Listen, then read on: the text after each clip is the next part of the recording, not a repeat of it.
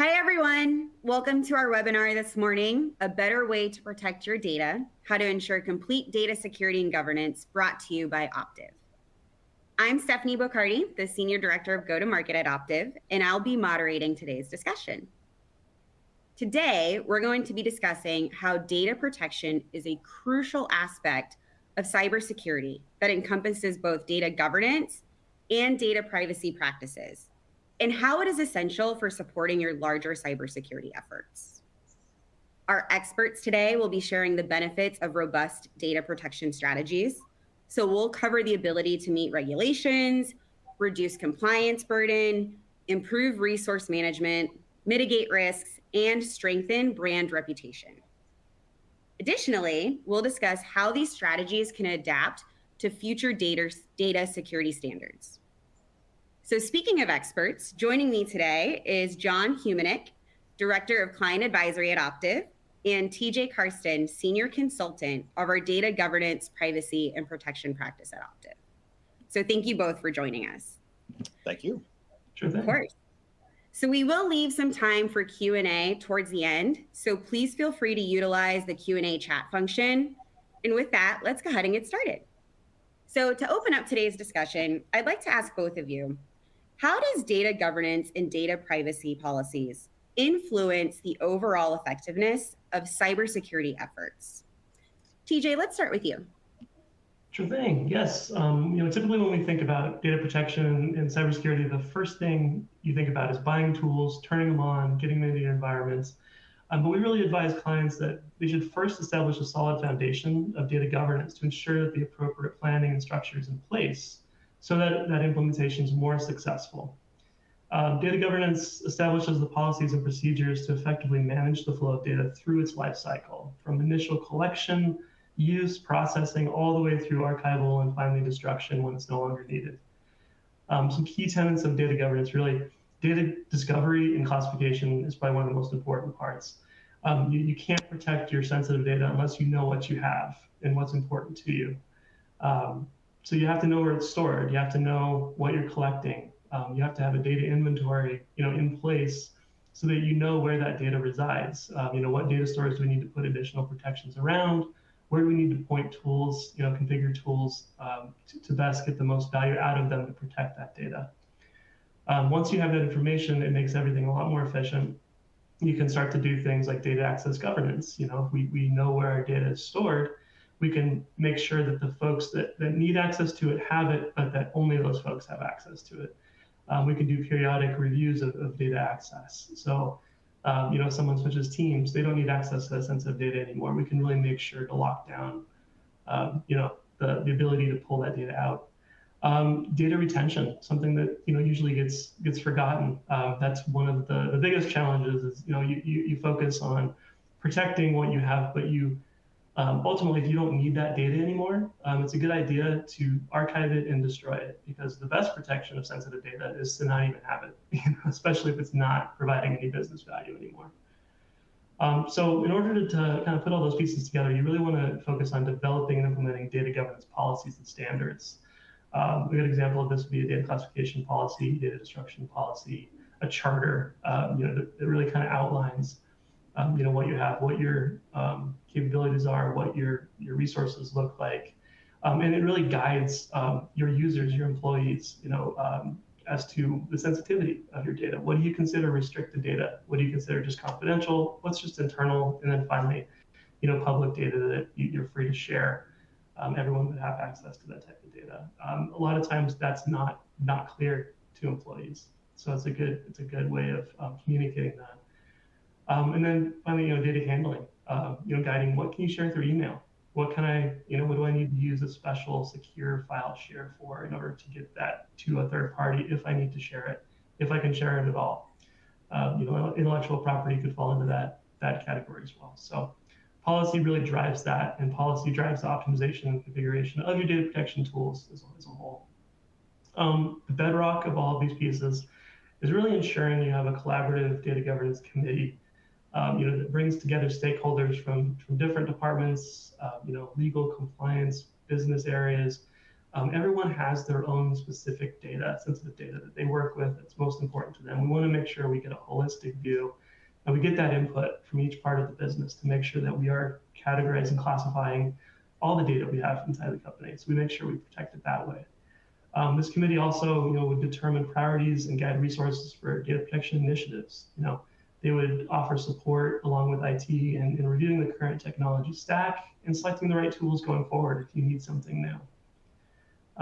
Building and guiding a strategic roadmap, having all those folks at the table to talk about what's our prioritization, what challenges do we see out here, what risks do we have, prioritizing those, and really building a pathway to putting protection around those use cases. And then finally, defining roles and responsibilities to ensure accountability. Who has decision rights? Who are our data owners? Who are our data stewards we can go to if we have questions about sensitive data? That all gets documented and discussed, in a periodic cadence. So, all good stuff. Switching gears over to data privacy. Data privacy really is centered around the rights, notices, and regulatory obligations of properly handling, using, and retaining personal data. Privacy policies and notices really ensure we communicate what sensitive data we collect about our customers, about our employees, how we use it, why we collect that information, and retention and any sharing that we do with other third parties. We want to make sure to fulfill the regulatory obligations that we're really making that information available to those data subjects that we're collecting, their sensitive data. They're giving that to us. Knowing what privacy regulations are applicable based on where our customers are, where our employees are. Over 20 states have their own data privacy regulations now that are enacted, and more on the way. There's several in state houses that are waiting to be signed. So we need to make sure that we understand our role and what we're really required to do from each of those regulations. And then, of course, providing data subjects the tools to manage their rights. A lot of these regulations give data subjects the rights to access what we have on them, delete information that we may not need. If they leave and they're no longer a customer, they could come back and request that we delete information that's no longer needed to make sure that that's safe. Consent, cookie consent. You always see those little banners when you go to certain web pages. We want to make sure we're logging that information and respecting that information, and opting out of sharing.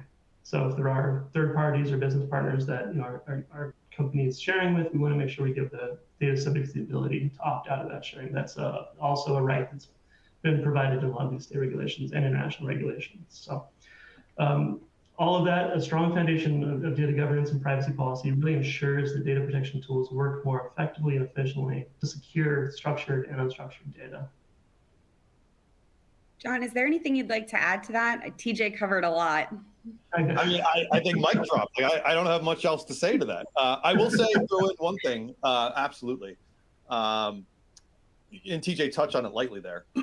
There's a tendency to rush out and just buy controls, buy tools to do this. And you have a lot of things in your environment already that are probably doing data protection or that can assist with data protection, or maybe a little bit of licensing, and it extends it to help you get a little bit more there. That's very natural. So first of all, I won't say that that's bad. Certainly, it's great to get more protection wherever you can and employ those controls that you do have. But everything that TJ just laid out is a great way to get to it, and to the things that you should be thinking about, because you're an organization, you have multiple teams, you have multiple controls. Is everybody handling things the same way? How do you know that they are? Have you defined that somewhere? And that's everything that TJ just dove into perfectly. So I think it's a great way to get through it, a great way to get mature and to measure yourself to see where are you today, where could you be tomorrow, where do you need to be from a regulation point of view. Again, things that TJ touched on, I'm not going to rehash those, but definitely all very good topics there. I think that's great. And both of you highlighted some best practices and strategies and things to consider. But can you elaborate a little bit more on what some of the key benefits are of implementing robust data protection strategies? And really, how do they contribute to reducing compliance burdens, right, while improving resource management? Absolutely. Yeah, the main benefits are, to provide visibility, compliance, security, and really control over, that corporate sensitive data. that resides on premise and also in the cloud now. A lot of companies moving to the cloud, so we have to kind of account for both storage areas. As organizations continue to grow and develop new services and products, they need to have the appropriate oversight and processes to control, respect, and secure the sensitive data that's really been entrusted to them to care for by your customers and even employees. A lot of the privacy regulations that people think about just customers. It's really employee data as well. You're gathering a lot of sensitive data about your employees, and those are all privy to regulation as well. And you want to make sure you're taking care of that. With appropriate data governance and privacy planning, the data protection strategies will be more efficient and holistic. It really goes back to that kind of foundation of planning before you implement or planning before you even configure existing capabilities. They all kind of fit together, data governance and data privacy. Utilize your data inventory really to secure storage areas, and then that also helps you fulfill data subject rights requests. If you know where your data is and a data subject comes to you and says, I want you to provide what you have on me, what data access request, we already have that inventory as part of our data governance processes. We can go out there, we can use our tool, our data protection tool, to get out there and pull all the information and have some confidence that we do have all the information we have, that there's not something else hiding in some other data source somewhere. That's just an example of how kind of governance, privacy, and protection all kind of work together. These tools kind of work together, and they're a lot more efficient if you put the appropriate planning and appropriate pieces together before you need to action them.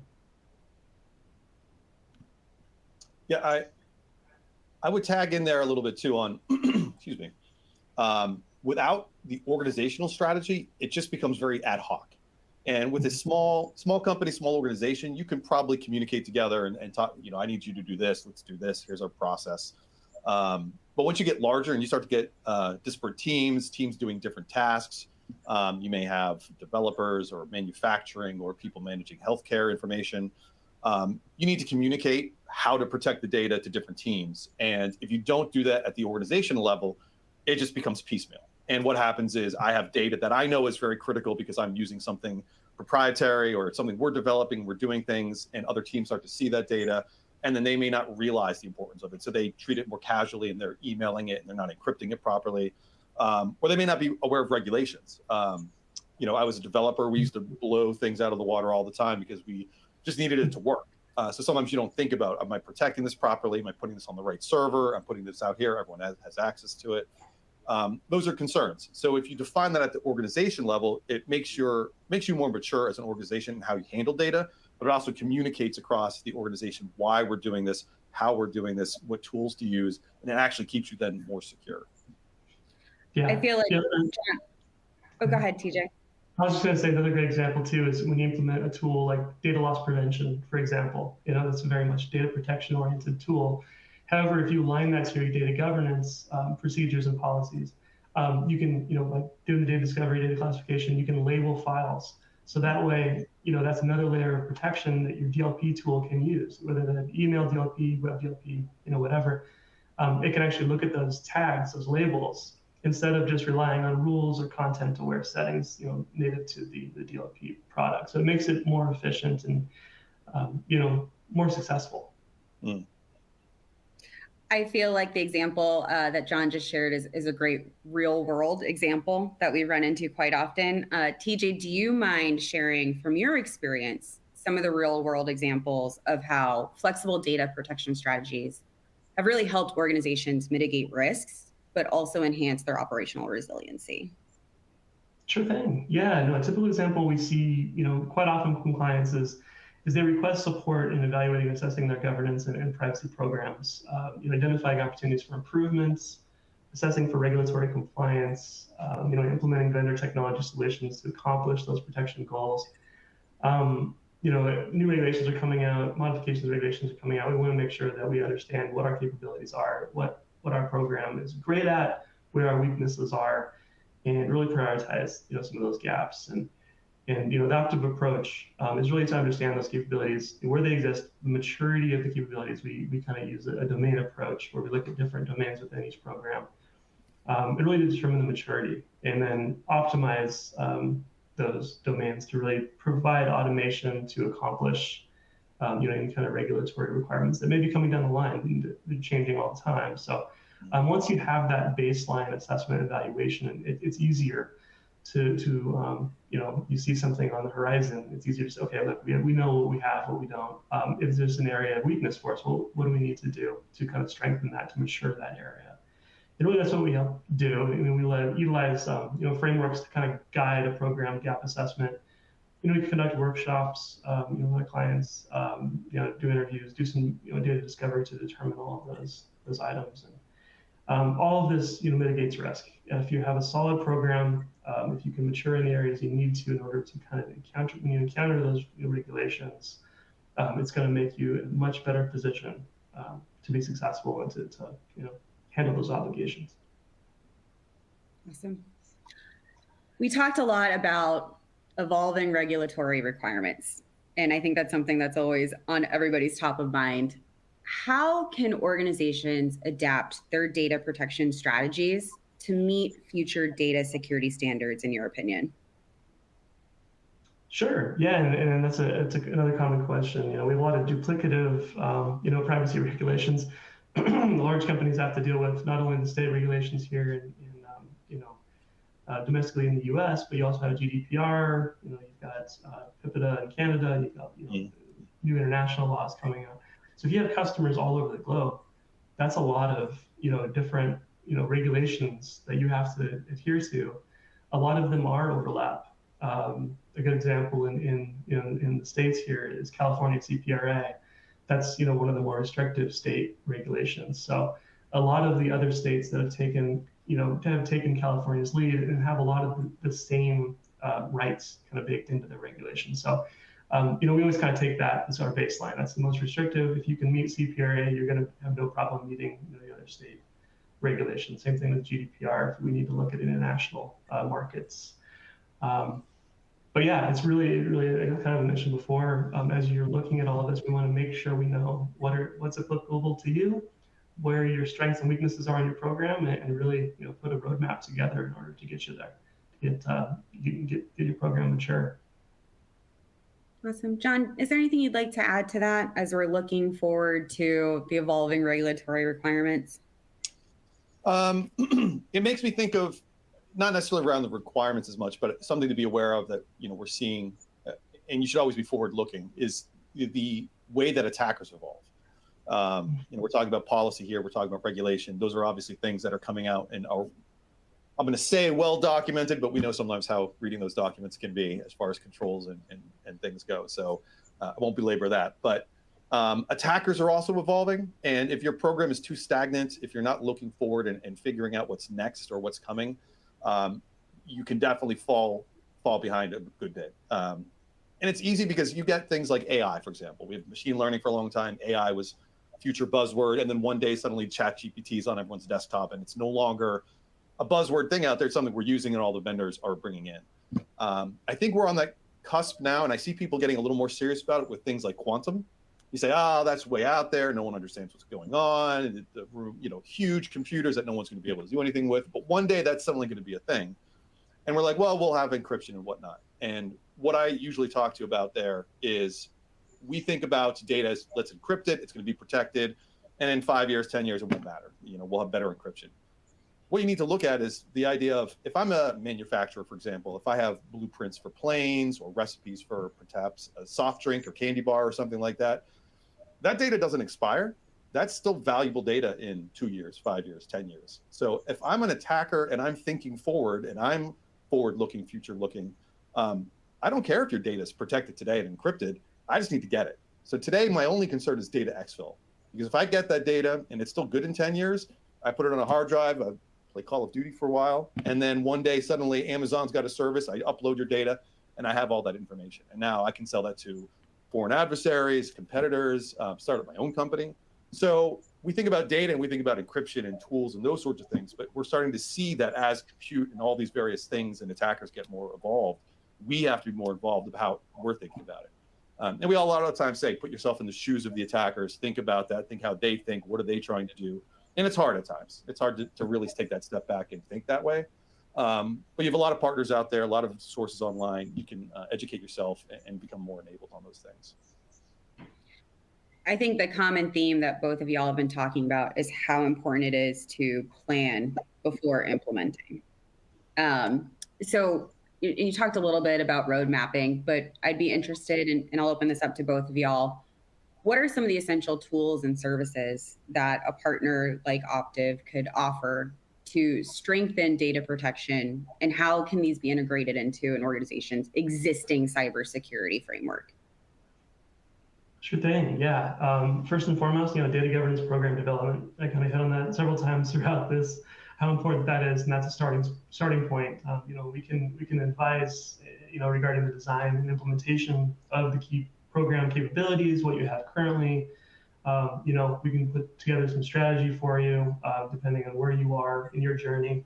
Put together, data rights, data accountability, and really data lifecycle management tools, data mapping, data inventory, things like that. Get your program off to a good solid foundation, get those pieces in place. And then, move on to a future offering, data governance tool selection and deployment. Once you have those pieces, you can identify, implement, and configure technology solutions, associated with discovering and managing data to kind of make a lot of this automated. So it's not a heavy lift. You get something in place, and you can continuously keep these pieces updated, data governance pieces updated. While ensuring the integration of technology with your program matches what your program needs and what you already have in terms of capabilities in place. Make the tools you have, more efficient, make them work better, configure them to work alongside, your foundation of governance. Data protection strategy, obviously, that's a big offering. We really help you provide a holistic, a data protection strategy to let you understand, based on your data needs, what controls we need to put in place. What technology will help you make those controls successful. Kind of fit it into what your current team looks like. What do we need to do? We need to do some training and awareness to use this tool once we get it implemented. Kind of what's that roadmap look like to make sure that once it's up and running, the folks that are going to be running that tool know what they're doing and are comfortable with it, and it's not just doesn't become shelfware, in a couple of years. Data access governance, another big one. Make sure you know who's accessing your sensitive data stores. Have a record of that. Provide tools to do periodic reviews of folks to make sure that quarterly. We typically recommend you go in there and just make sure, okay, my most sensitive data, my customer data, my intellectual property, it's all in this data store. I want to make absolutely sure I'm reviewing, who's accessing it and who has access to it, so we can help you, there as well. And I touched on it a little bit. Finally, data loss prevention. We do a lot of work with DLP tools. We can help you select a DLP tool, what works best for your use cases, what's most important to you, and like I said, make sure that it fits in with the capabilities you currently have. If you have an E5 license through Microsoft, there's some tools there that we can use. There's some, if you need deeper analysis of user behavior analysis, access, to data stores and data discovery, Varonis is a good tool. Other types of tools, and make sure that they fit what you need. Definitely, and I would say one thought is that to kind of tag on to what TJ was saying, we see a lot of customers who are in a lot of states, and sometimes it's hard to know really where you're at because we get stuck in our silo. We don't have the right people to reach out to, or people in similar industries. It's hard to know what's next. Am I doing a good job? Am I doing this right? Should I be looking at this? Is this no longer important? And that's where all the things that TJ is listing there, the various services, even just the conversation is something that we can help with to get things going. Figure out really what's your baseline, what's appropriate for you based on your size and your maturity. Are you biting off too much and you need just a better control in place, better tool, or are you really at that point where you need to define, our policies, our governance, everything we were talking about earlier? And sometimes, people are a little embarrassed, like we haven't really implemented it. How did we not do this yet? And you're worried about that kind of stigma. But really, we're here to set your mind at ease and just say that there's customers all over the place who are having these sorts of issues, who are in the same place, not sure what to do next, or they haven't looked at it in 5 or 10 years and realized that, we probably should have done this sooner, but, we need a little bit of help, and we're happy to do that in a variety of ways. And TJ listed them out, I think, very well there. Yeah, kind of meeting our clients where they are in their journey, whether it's starting and building a data security program from scratch, or whether it's a health check or an enhancement. Just as a quick time check, we have about 5 minutes left, so I'm going to take a quick look at the Q&A. Looks like we have a couple questions, so I will throw this out there. How does Purview compare with Varonis or other vendors?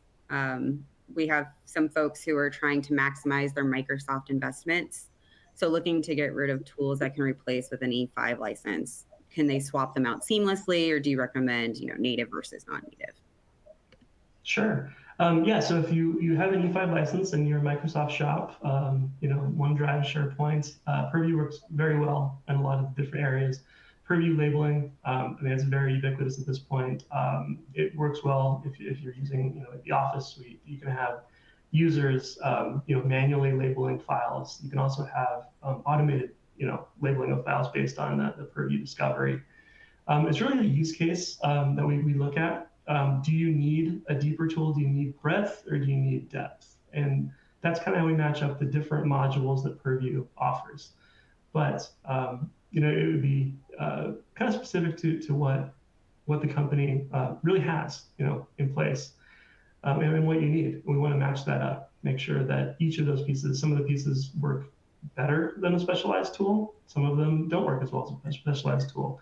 We want to understand kind of your requirements before making those recommendations. But it works with a lot of different products as well. So even if you want to use labeling, you can use labeling alongside a discovery product. You can, use an email DLP program like Proofpoint, and it works with labels as well, and work quite nicely there too, if that makes more sense for your organization.